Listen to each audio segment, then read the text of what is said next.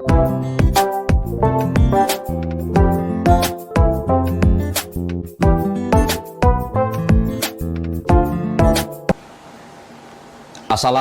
warahmatullahi wabarakatuh.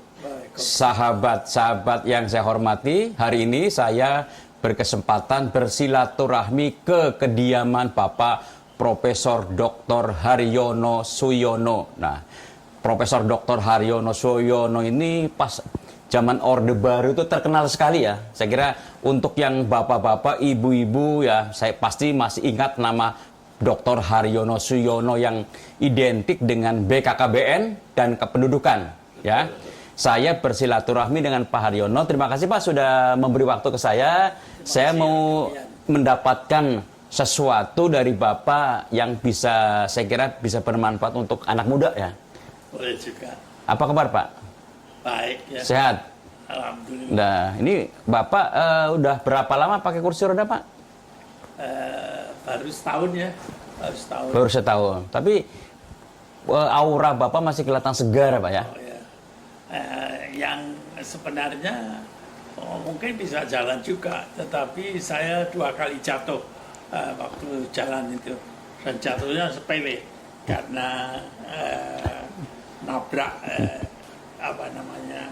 sendal itu saja bisa jatuh, naik 1 truk begitu bisa jatuh, dan jatuh yang kedua itu agak parah karena tidak ada orang. Saya jatuh sampai ada di lantai itu lama sekali karena tidak bisa berdiri, lalu baru kemudian setelah lama baru bisa berdiri lagi. Nah, kemudian anak saya yang dokter itu anjurkan saya mulai sekarang tidak boleh jalan sendiri. Harus pakai kursi roda. Oke. Nah, hari ini usia Bapak berapa Pak? Hari ini usia saya 85-86. 85 menuju 86. Ya. Kalau tidak salah itu Bapak lahir di Pacitan tanggal 6 Mei 1938, benar Pak? Ya, betul. Oh. Jadi kan hampir 86 ya. Hampir 86. Oke. Kalau aktivitas apa aja Pak? Aktivitas saya membantu teman-teman dari perguruan tinggi, dan secara rutin setiap minggu saya siaran radio. Siaran radio Pak? Setiap minggu? Setiap minggu. Radio apa itu Pak? Radio DFM. DFM. 103,8. Oh, setiap minggu sekali. Seminggu sekali. Bapak sebagai narasumber atau sebagai apa? Saya sebagai host. Oh, sebagai host Pak? Ya. Oh, siapa narasumbernya Pak? Narasumbernya bermacam-macam. Ada juga ketua umum Yastroki itu yang terkena stroke. Oh gitu. Lalu dari perguruan tinggi, juga dari teman-teman aktivis sosial. Iya. Tapi bukan politik, jadi yang sifatnya sosial kemasyarakatan dan betul. Juga mungkin kesehatan Pak ya. Kesehatan, lalu juga usaha kecil menengah dan sebagainya. Untuk durasi berapa lama tuh Pak? Siaran, setiap kali siaran 1 jam atau hampir 2 jam begitu, sesuai dengan topiknya menarik bisa panjang gitu. Oke, selain siaran di radio apa lagi Pak? Saya memberikan semacam kuliah umum di berbagai perguruan tinggi. Pada waktu masih tidak pakai kursi roda, tapi sejak setahun ini saya tidak lagi memberi kuliah langsung, tetapi melewati sistem YouTube. Jadi saya kuliah di muka kamera seperti ini, kemudian disiarkan langsung kepada para mahasiswa yang mengikuti kuliah kerja nyata. Oke, jadi Bapak sebagai host program di radio juga memberi kuliah, masih update Pak informasi-informasi terkini? Sangat update, karena saya mengikuti itu dari berita-berita televisi maupun dari internet. Termasuk berita mengenai kependudukan, keluarga berencana masih Pak ya? Masih, ya, tidak saja itu, hanya berita politik tidak saya ikuti dengan cermat. Kenapa Pak?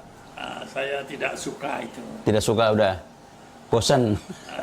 Karena isinya kan hanya sekedar janji-janji, belum tentu dilaksanakan.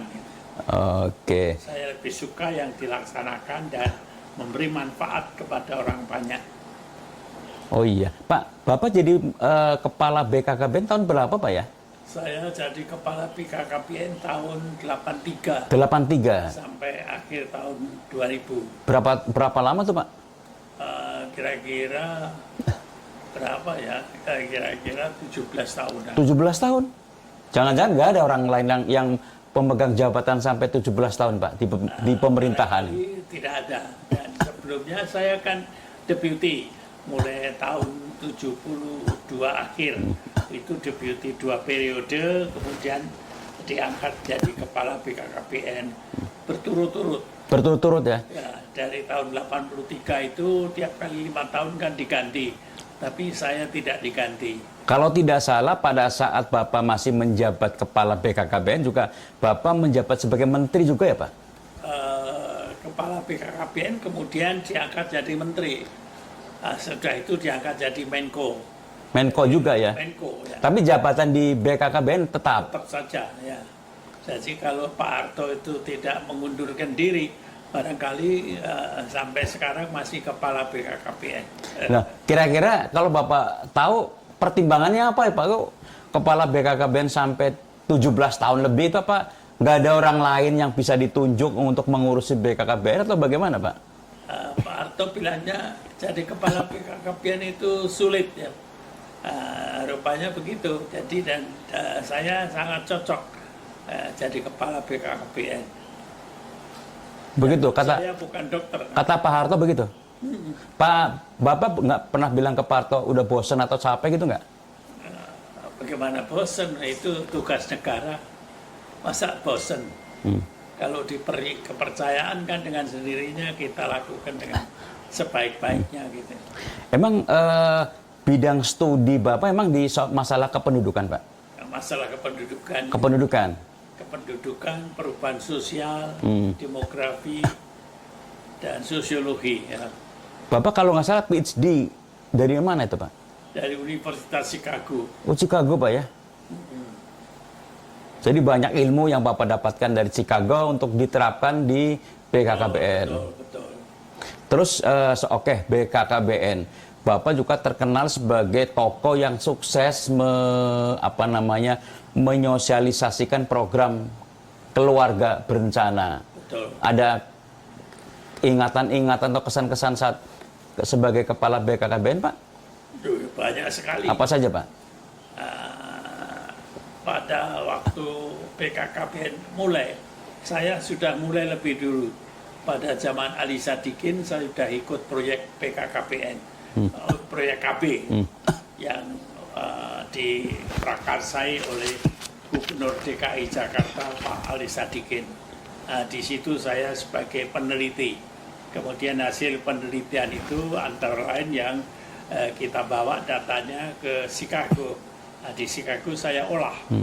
Itu untuk bahan disertasi saya sebagai doktor dalam bidang sosiologi.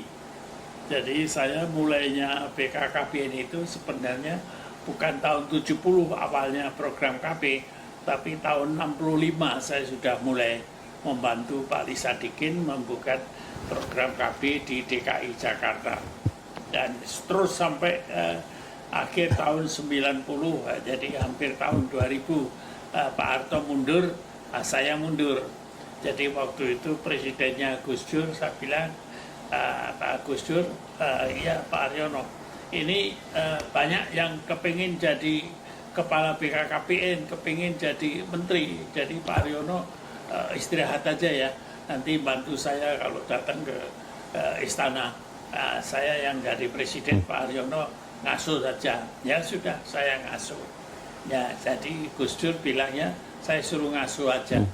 Tapi saya tetap ditugasi Pak Harto memimpin suatu yayasan yang kerjanya membantu rakyat untuk tidak miskin, untuk rakyat diberdayakan supaya lebih makmur begitu. Saya membantu yayasannya Pak Harto sampai tahun 2015.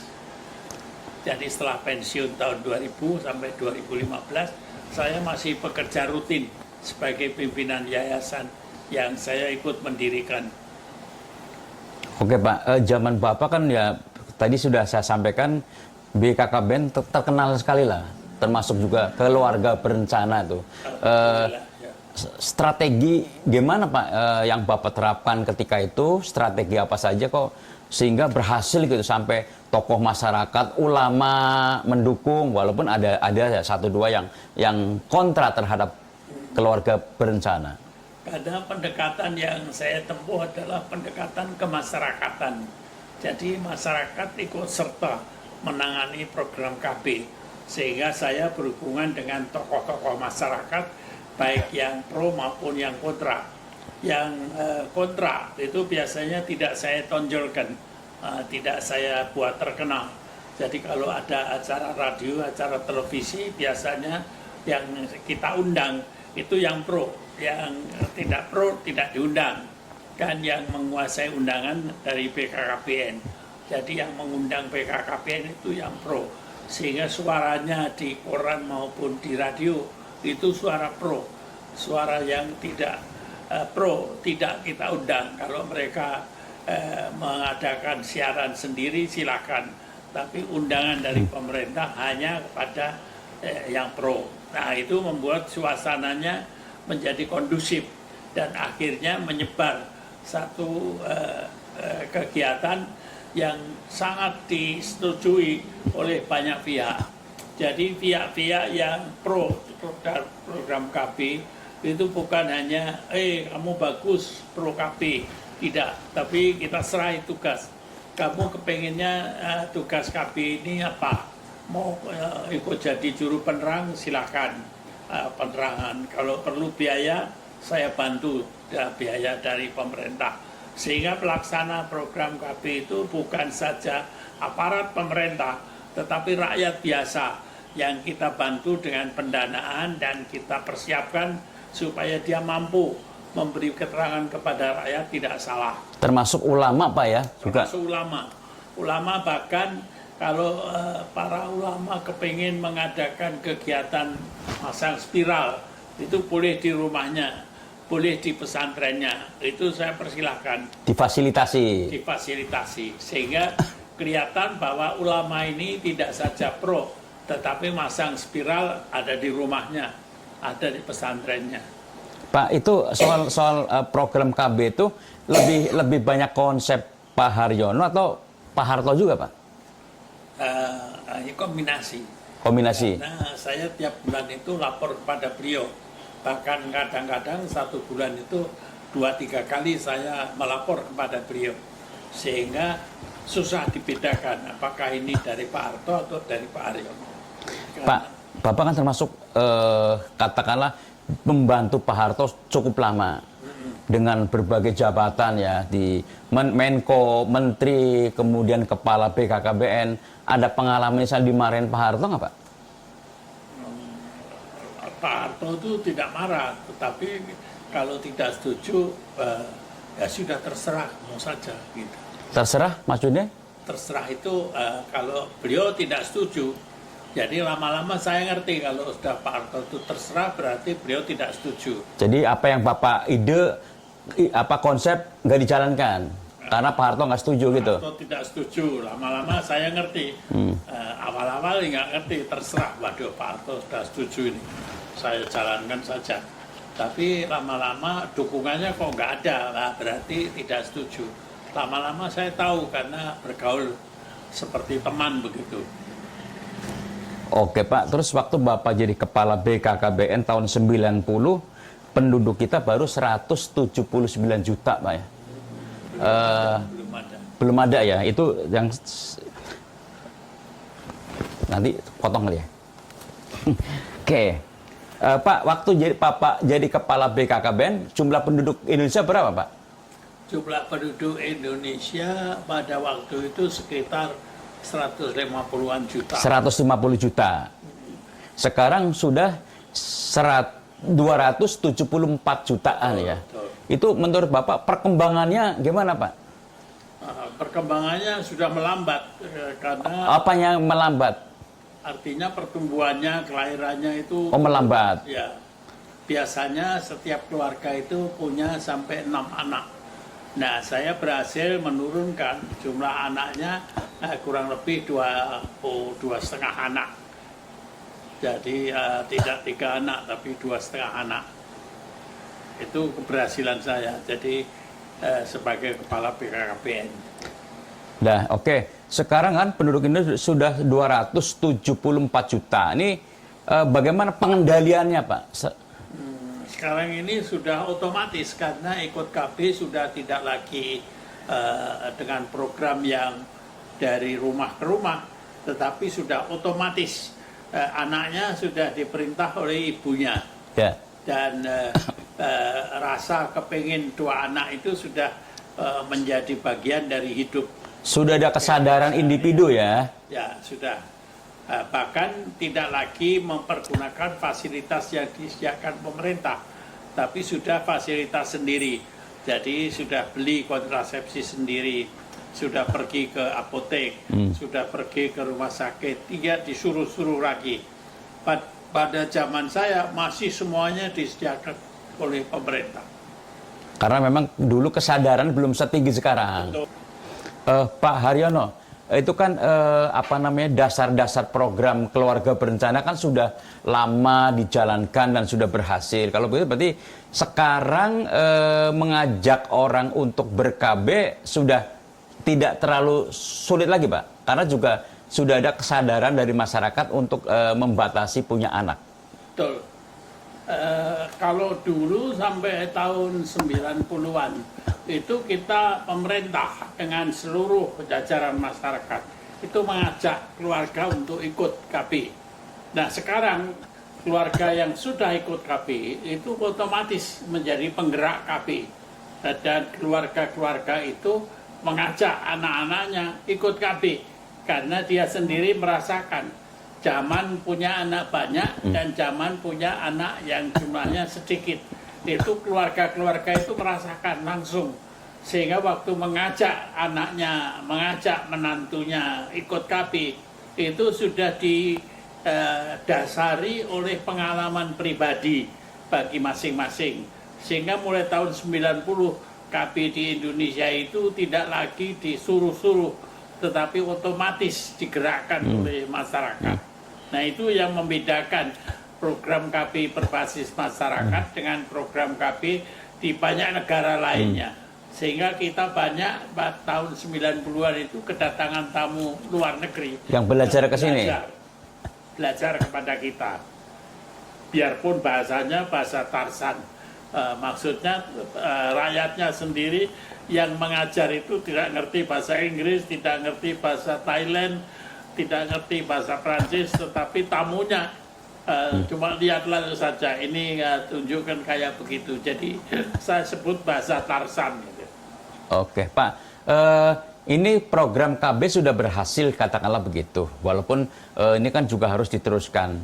Dan tentu saja setelah program KB berhasil, pemerintah juga bagaimana selanjutnya untuk meningkatkan kualitas sumber daya manusia, anak-anaknya supaya sehat, cerdas, unggul, gimana Pak? Betul. Makanya sekarang program KB itu usahanya lebih banyak pada yang saya namakan di tahun 90 sebagai pemberdayaan keluarga.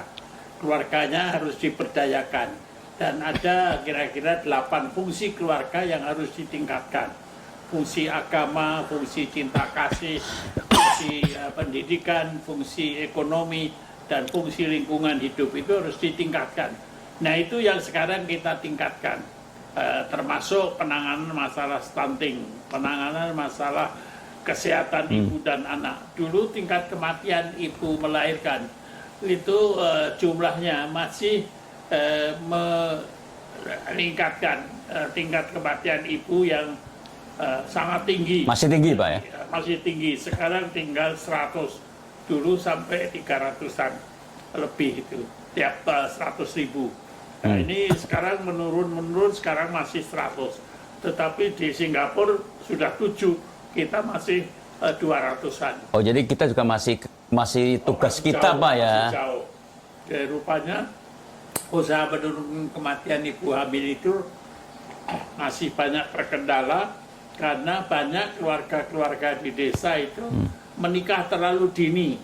Harusnya menikah itu setelah 19 tahun. Sekarang ini ada yang 16, ada yang 17, ada yang 18. Walaupun secara undang-undang kan harus 19 tahun. Ya, tapi masih tetap saja ada menikah terpaksa Ya. karena sudah hamil di luar Menikah di kandungan. bawah umur, Ya. ada dispensasi. Ya, dan sekarang banyak yang ke pengadilan agama minta dispensasi. Dispensasi, Pak. Ya, Nah, dia ngomong-ngomong soal dispensasi juga, tentu pemerintah juga harus tegas dong, Pak, dan ketat gitu, Pak, ya. ya, karena lalu ada syarat-syaratnya, misalnya syaratnya harus ada surat RT, surat RW, dan lain-lain. Kemudian datangnya ke pengadilan agama.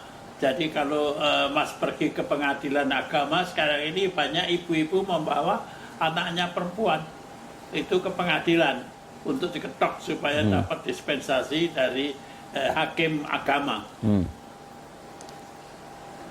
Oke, Pak. Terus tadi Pak Haryono nyinggung soal stunting, Pak. Waktu zaman Orde Baru sudah ada belum, Pak, istilah stunting, kemudian program? Itu ada kurang gizi, tapi dapat kita atasi. Pada tahun 90-an tidak ada berita tentang stunting, karena memang hampir tidak ada. Gizi buruk waktu itu kalau nggak salah, Pak. Ada gizi buruk, tapi kita selesaikan, sehingga di tahun 90-an tidak ada lagi berita.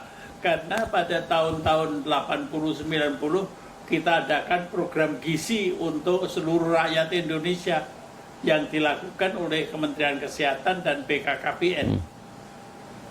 Pak Harto, kembali ke Pak Harto dulu, Pak. Ketika zaman Pak Menteri, kalau misalnya ada berita gizi buruk, anak mengalami gizi buruk, Bapak sebagai Menteri Menko Kesra dan BKKBN, kena tegur apa enggak, Pak? Itu karena kita punya program, jadi sudah kita programkan, kita tahu ada daerah-daerah yang rawan gizi buruk, itu kita datangi petugas-petugas lapangan, namanya PLKB. Lalu di desa-desa kita adakan apa namanya posyandu, pos pelayanan terpadu. Nah, itu ditangani. Jadi Pak Harto tahu persis bahwa itu ada, tetapi ditangani. Jadi bukan tidak ada, tapi ada, tapi ditangani. Oke. Jadi jelas bahwa itu sudah ditangani. Ini Pak Haryono tuh suaranya masih lantang tegas itu, Pak. Ya, mulutnya tidak ada sakitnya. Yang sakit cuma kakinya. Pikiran, Pak? Pikiran jelas. Jelas. Saya tiap hari menulis artikel, 2-3 artikel. Oh gitu. Iya. Pakai apa? Komputer? Komputer. Oh. Dikirim kemana, Pak? Kita kirim, ada kadang-kadang ke surat kabar, ke majalah. Oh, ya. Ada juga di Kompas. Ya. Tentang apa aja, Pak? Pendudukan? Tentang macam-macam. Kadang-kadang tentang ekonomi rakyat, yang hubungannya dengan rakyat banyak. Tentang stunting, tentang gizi buruk, tentang macam-macam. Jadi saya memberi penjelasan untuk rakyat. Bahasanya bahasa kelihatan tidak ilmiah, tapi isinya sangat ilmiah. Membumi, Pak, ya? Iya, karena biasanya menjadi referensi untuk mereka-mereka yang menulis disertasi. Oke, terus daya ingat gimana, Pak? Masih kuat, Pak? Masih kuat, hanya nama. Ya. Oh, nama. Namanya biasanya tidak ingat. Terutama nama perempuan cantik itu tidak diingat-ingat. Gitu. Kalau kayak daya ingat, kemudian fisik, olahraga, ada olahraga, Pak? Sekarang tidak ada olahraganya. Olahraga ya sekedar bangun pagi lalu jalan-jalan keliling rumah. Bangun pagi jam berapa, Pak? Bangun pagi biasanya jam berapa? Jam 4, jam 5. Oh, jam 4, jam 5 sudah bangun? Sudah bangun. Tapi biasanya staf saya itu saya bangunkan jam 6 pagi. Oh, gitu. Karena dia kan pengen tidur juga. Iya. Biarpun saya sudah bangun, biasanya saya masih lihat-lihat atap rumah gitu, atau lihat sinetron. Oh, lihat sinetron. Apa namanya? Sholat pagi, Pak, ya? Subuh jam berapa, Pak? Ya, biasanya kan subuh itu. Hiburan, Pak? Selain nonton TV, apa lagi, Pak? Hiburan, tiap-tiap kali kita panggil cucu sama anak. Itu hiburannya. Oh, panggil cucu sama anak. Cucu ada berapa, Pak? Cucunya ada 9. Cucu 9 dari berapa anak tuh, Pak? Dari 4 anak. Lalu cicitnya ada berapa? 3 atau 4 ya? 2, 3, 4 ya, 3. Hubungan dengan teman-teman lama, Pak? Teman Itu di biasanya pemerintahan. teman-teman lama datang ke sini. Datang ke sini. Ya. Itu hampir tiap hari ada tamu ya. Hari ini kita tidak ada tamu kecuali Pak Kawian. Oh, siap. Terima kasih. Nah, Bapak pegang handphone sendiri? Kenapa? Pegang handphone sendiri? Iya, saya ada handphone sendiri, dari komputer. Oh, jadi WA-an sama teman gitu, Pak? Oh iya, jadi komputer saya ada berapa? 3 orang? 3? Ada 3. Komputer, Pak? Banyak banget, Pak? Ya, karena tidak boleh ada yang mati. Jadi kalau ada yang mati 1, nanti 2 masih hidup. Gitu. Oke, terus teman menteri yang sekarang masih suka komunikasi siapa, Pak? Oh, banyak sekali. Siapa aja, Jadi Pak? hampir semuanya Yang masih ada? nyambung, ya. Siapa antara lain? Masih ada. Antara lain menterinya itu yang terakhir yang menteri sama kita itu Pak Siswono. Siswono Yudhoyono. Sodo, ya. Siapa lagi? Akbar Tanjung. Akbar Tanjung itu sering bahkan berkunjung juga ke rumah sini. Agung Gumelar juga masih ya. Saya tidak sering ketemu dengan beliau, Agung Gumelar. Tapi pernah ke sini juga Agung Gumelar. Oke. Oke, Pak, mungkin ada yang bisa Bapak sampaikan ke generasi muda, Pak, supaya bisa produktif, sehat, apa, Pak? Yang kepingin saya sampaikan pada generasi muda, hendaknya nomor 1, tetap optimis.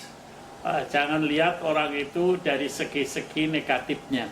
Jadi kalau orang mempunyai segi negatif, jangan ditonjolkan karena nanti akan membuat musuh. Musuh satu lebih kelihatan banyak sekali, tapi sahabat 1000 itu masih kurang. Jadi buatlah sahabat sebanyak mungkin agar kita tidak sampai menyakiti hati orang. Artinya keburukan orang itu jangan ditonjolkan. Lebih baik ditonjolkan kebaikannya. Nomor 2, hendaknya kita mempunyai rasa percaya diri bahwa kita itu ingin membawakan sesuatu yang positif untuk rakyat banyak. Percaya diri itu dengan memberikan kepercayaan kepada masyarakat bahwa yang kita berikan itu membawa manfaat untuk masyarakat, bukan untuk kita. Kan kita sudah tua, jadi buat apa buat kita? Tidak ada. Tapi mestinya Pak Kawian pengen ketemu saya, silakan. Kalau memang masih ada gunanya. Nah itu kita pendekatannya positif. Lalu yang ketiga, bahwa masyarakat yang menerima pendekatan kita itu adalah masyarakat yang mungkin ada keperluannya. Jadi keperluan itu yang harus dihargai. Permintaannya apa? Kalau bisa kita penuhi. Kalau tidak bisa, ya kita minta maaf. Tetapi kita layani dengan sebaik mungkin agar supaya timbul kepuasan bahwa kebutuhannya bisa dipenuhi oleh Haryono yang usianya sudah hampir 76 tahun ini. Karena kebutuhan itu dipenuhi, maka dengan sendirinya sahabat kita yang datang itu akan merasa puas dan menyebarkan apa yang kita berikan. Saya koreksi, hampir 86, bukan hampir 76. Hampir 86. Ya, ya. Apalagi, Pak, buat anak muda? Yang terakhir bahwa kalau mereka itu puas, mereka akan memberitakan kepuasan itu kepada yang lain. Kita harapkan dengan adanya berita oleh sahabat kita itu, nanti mereka insya Allah akan mendoakan kita. Dan doa itu akan menghidupkan kita, memberikan semangat kepada kita bahwa kita itu masih dibutuhkan. Karena ternyata ada sahabat yang memberitakan. Dan berita tentang apa yang saya berikan itu hampir tiap hari muncul di YouTube atau di WhatsApp ya. WhatsApp. Di media sosial. Di media sosial. Sekarang selalu muncul itu. Dan selalu saya jawab. Jadi yang namanya alamat WhatsApp saya itu sudah ribuan. Tiap-tiap hari saya kadang-kadang saya kirim selamat pagi, selamat siang, atau selamat malam. Nah, itu memberi semangat kepada kita bahwa mereka juga menyaut, selamat pagi Pak, ini keterangan ini perlu lagi dijelaskan, saya jelaskan. Jadi saya tidak henti-hentinya selalu menempel ini handphone itu dengan keterangan-keterangan yang saya kira dibutuhkan oleh sahabat-sahabat saya.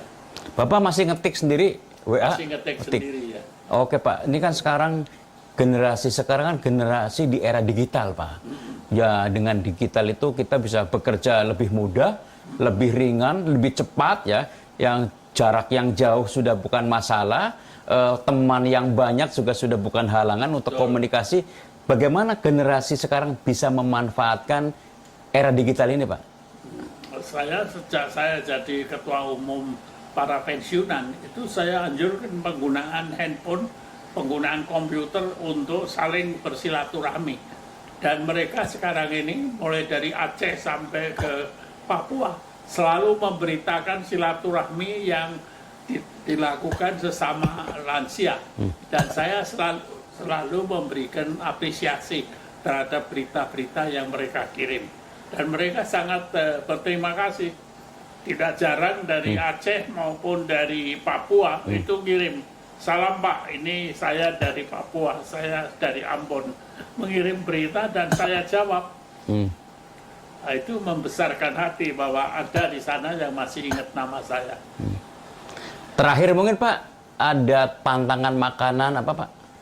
Pantangan makanan tidak ada, saya senang makanan apa saja, nasi pecel, nasi goreng, bahkan sate kambing saya masih suka. Oh sate kambing masih Pak ya? Masih. Kalau Mas Kawian membawakan sate Tegal, saya terima kasih. Siap, kapan-kapan saya mampir Pak. Saya bawakan sate Tegal. Sate Tegal kan top Pak ya? Top ya. Oke. Tapi kalau sate Tegal itu top, tapi kalau sate dari mana Cirebon itu kadang-kadang dagingnya kaku juga. Oke. Tegal biasanya empuk-empuk. Oke, baik. Pak Haryono, Pak Profesor Dr. Haryono Suyono, terima kasih sudah menerima saya, sudah memberi waktu untuk berbincang-bincang, dan saya kira banyak juga sharing kepada kita semua, juga kepada anak muda. Mudah-mudahan obrolan ini bermanfaat untuk kita semua, terutama anak muda generasi Indonesia. Sahabat, demikian perbincangan saya dengan Profesor Dr. Haryono Suyono. Semoga bermanfaat. Mohon like, komen, dan subscribe di video Kawian channel ini. Terima kasih. Wassalamualaikum warahmatullahi wabarakatuh. Terima kasih Pak. Terima kasih Pak Kawian. Udah.